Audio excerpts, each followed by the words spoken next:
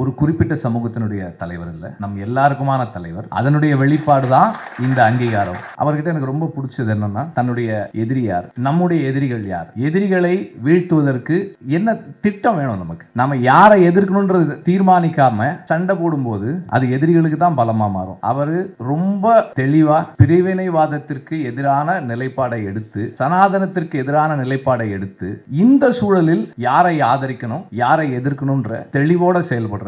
விடுதலை சிறுத்தைகளையும் திருமாவளவன் ஐயாவையும் நமக்கான அவசியமாக மாத்துறது அவருடைய அந்த தெளிவு தான். இந்த தெளிவு நம் எல்லாருக்கும் ஏற்புடையதா இருக்கிறதால தான் இந்த தேர்தல் அங்கீகாரம் அண்ட் அவருடைய அரசியல் நிலைப்பாடு யாரை எதிர்க்கணும்ன்ற அந்த தெளிவு நம் எல்லாருடைய சப்போர்ட்டோட இருக்கு.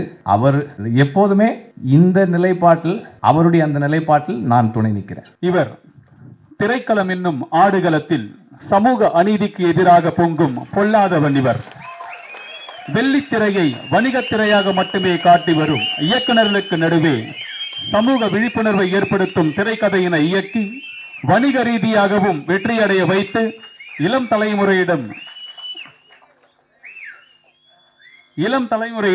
சமூக அக்கறையை கொண்டு செல்லும் இயக்குனர் இவர். இதன் விளைவாக திரைக்கதைக்கும் இயக்கத்துக்கும் தேசிய விருதுகளை வென்று திரையுலகை தன் பக்கம் ஈர்த்தவர்.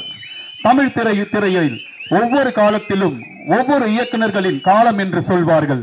அதன் வழியே பாலு மகேந்திராவின் பட்டறையில் இருந்து கிளம்பி எதிர்மறை விமர்சகர்களையும் அரவணைத்து செல்லும் இயக்குனர் இவர்.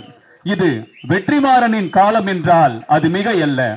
ஒடுக்கப்பட்ட மக்களின், பாட்டாளி மக்களின் விடுதலைக்காக சமரசம் இல்லாமல் வெள்ளித்திரையில் கர்ஜனை செய்யும் அசுரன், எழுச்சி தமிழரோடு பயணித்து வரும் வெள்ளித்திரையின் தீரன் இயக்குனர் வெற்றிமாறன் அவர்களை வாழ்த்துரை வழங்க அன்போடு அழைக்கின்றோம்.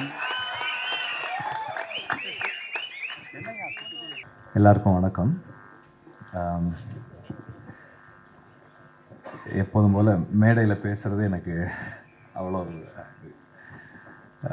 கொஞ்சம் சிரமமான ஒரு விஷயம்தான்.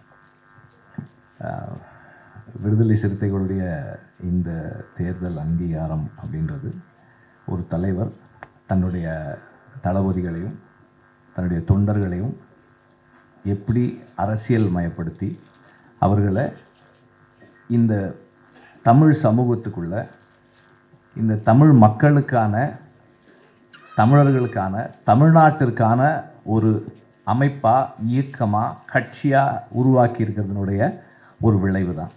அவருடைய அந்த அரசியல் ஆளுமையும் அவருடைய இன்டலெக்சுவல் டெப்த்தும் தான் இதை சாத்தியப்படுத்தியிருக்கு.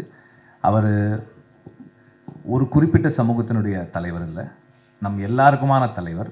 அதனுடைய வெளிப்பாடு தான் இந்த அங்கீகாரம். ஏன் அவரை நாம் எல்லாருக்குமான தலைவராக சொல்கிறோம்னா, அவர் எப்போதுமே இன்க்ளூசிவ் பாலிடிக்ஸ் பேசுகிறவர். இன்க்ளூசிவிட்டி தான் ஒரு ஒரு ஒரு தேசிய இனத்தை ஒருமைப்படுத்தி அதற்கு எதிரான சக்திகளை வீழ்த்துவதற்கான முதல் படி.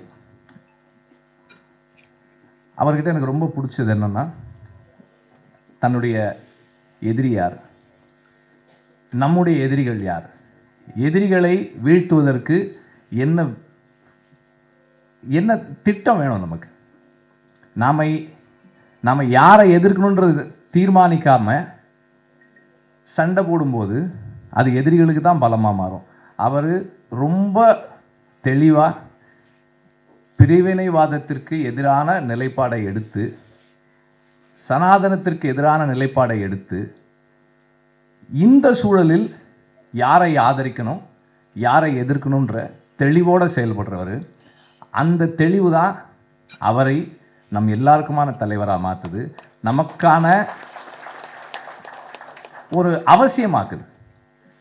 விடுதலை சிறுத்தைகளையும் திருமாவளவன் ஐயாவையும் நமக்கான அவசியமாக மாற்றுறது அவருடைய அந்த தெளிவு தான். இந்த தெளிவு நம் எல்லாருக்கும் ஏற்புடையதாக இருக்கிறதால தான் இந்த தேர்தல் அங்கீகாரம் அண்ட் இந்த அவருடைய அரசியல் நிலைப்பாடு யாரை எதிர்க்கணும்ன்ற அந்த தெளிவு நம் எல்லாருடைய சப்போர்ட்டோட இருக்கு. அவர் ஓகே, எப்போதுமே இந்த நிலைப்பாட்டில், அவருடைய அந்த நிலைப்பாட்டில் நான் துணை நிற்கிறேன். நன்றி.